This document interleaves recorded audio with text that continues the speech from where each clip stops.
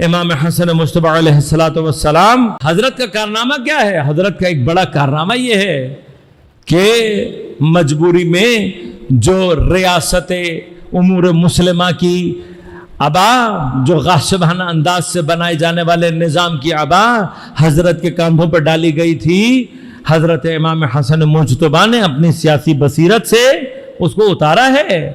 اب یہ جو مرحلہ ہے کہ حضرت صلح کو قبول کیا، اور وہ سارا حضرت کسی بھی مقام پر صلح کے لیے آمادہ نہیں تھے، نہ صلح کا مقام تھا، لیکن حضرت کے اقدامات ایسے ہیں کہ انہوں نے اپنے زمانے کے، جس کو اگر آپ دنیا جس کو کہتی ہے، جس سیاس ترین آدمی، اس کو توڑنے پر حضرت نے، ٹوٹنے اور جھکنے پر حضرت نے مجبور کیا ہے۔ تاریخ کبھی پڑھ کر دیکھیں، یہ لشکر حضرت امام حسن مجتبی لے کر نکلے ہیں۔ صفین میں کیفیت الٹ تھی، لیکن امام حسن مجتبی کا کارنامہ کیا ہے؟ حضرت امیر کی شہادت کے فوراً بعد حضرت نے اپنے خلافت راشدہ کا 5واں سلسلہ حاصل کرنے کے بعد بھی، جو ظاہری طور پر یہ سلسلہ تھا، تب حضرت نے کیا کیا؟ فوراً اپنی امامت کے آغاز میں پہلا کام کیا کیا؟ لشکر تیار کیا اور شام کی طرف روانہ کیا۔ یعنی اب کیفیت مختلف ہے۔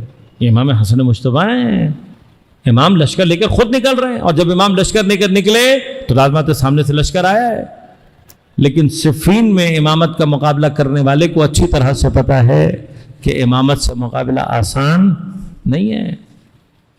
وہاں تو عمر عاص جیسے شخص کی، جس کی نسل تاریخ میں دین دشمن رہی ہے اور اسلام اور دین کا استحصال کرنے والی رہی ہے، لوگوں کو مینیپولیٹ کرنے والی، دھوکہ دینے والی رہی ہے، اس کے مقابلے پر، اور پھر اب تو وہ بھی موجود نہیں ہے۔ لہذا مشکل کیا تھی؟ مشکل یہ تھی کہ جب امام آئے ہیں سامنے تو اب پریشانی ہے، کیا کیا جائے؟ اب وہ سارے کے سارے حربے نہیں ہو سکتے، اب امامت کے مقابلے پر دوبارہ قرآن کو نیزوں پر نہیں اٹھایا جا سکتا۔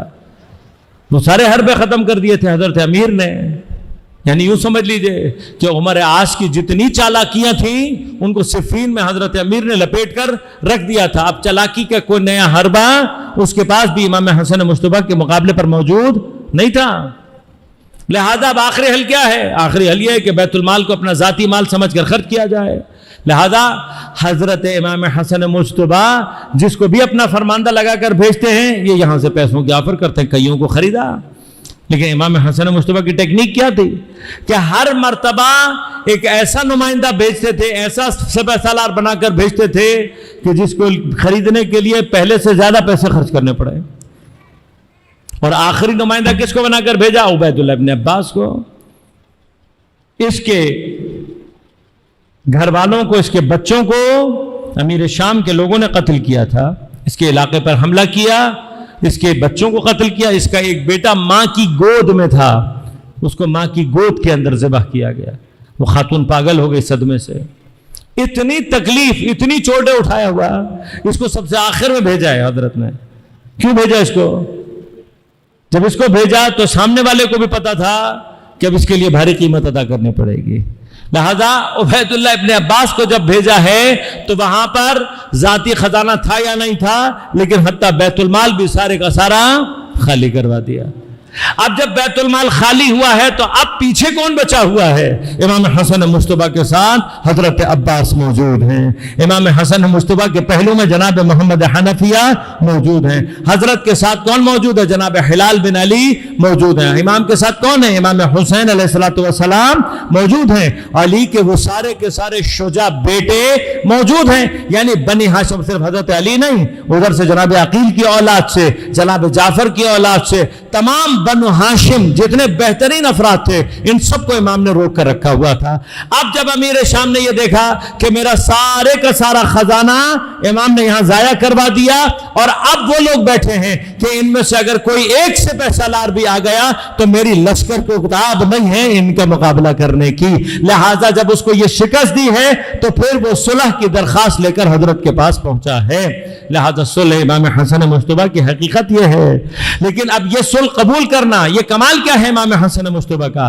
کمال یہ ہے کہ اس خلافت کو اگر امام زبردستی حاصل کر لیتے تو شاید دنیا کے ذہنوں میں یہ بات آ جاتی کہ شاید یہی خلافت دین کا نظام ہے. لیکن یہاں امام حسن مجتبی اس کیفیت کو جدا کرنا چاہتے تھے اور یہ بتانا چاہتے تھے کہ جو اسلام کا نظام ہے وہ امامت و ولایت کا نظام ہے. کسی چھوٹی سی جگہ پہ جس کی سنت آج تک چل رہی ہے، 4 لوگوں کو بلا کر بل پاس کروا دو اور پھر اعلان کر دو کہ سب کچھ جمہوری طریقے سے ہو گیا. تو تمہارا پہلا بل بھی ایسا ہی تھا، آخری بل بھی غیر جمہوری. اب امام حسن مجتبی پیغام یہ پہنچانا چاہتے ہیں کہ یہ 2 الگ الگ نظام ہیں. دین کا جو نظام ہے وہ نظام امامت کا نظام ہے. جیسے دین کا نظام نبوت کا نظام ہے اور انبیاء میں سے ہی ائمہ رہے، ائمہ اور جو ائمہ انبیاء کے زمانے میں اگر کوئی اور رہا ہے تو وہ بھی خدا کی طرف سے. کبھی بھی اللہ تبارک و تعالیٰ نے یہ رہبریت خدا کبھی بھی انسانوں کے ہاتھ میں نہیں دینا چاہتا. امام حسن مجتبی، میں نے عرض کیا، امام اگر لڑنا چاہتے تو لڑائی بحث نہیں ہے. تاریخ آج تک حیران ہے کہ یہ کیسا امام تھا کہ جس کا ایک سے ایک سالار بک رہا ہے، بٹ جا رہا ہے، لیکن وہ پیچھے ہٹنے کے لیے تیار نہیں ہے. حتیٰ حضرت کے اوپر حملہ کروایا گیا، حضرت کی ران میں خنجر کو گھونپا گیا، زخمی کیا گیا، لیکن کوئی تاریخ یہ نہیں کہتی کہ حضرت نے قدم پیچھے ہٹایا ہو. اس قدر شجاع امام ہے. حضرت کی یہ شجاعت تھی کہ جس نے دل میں خوف پیدا کیا.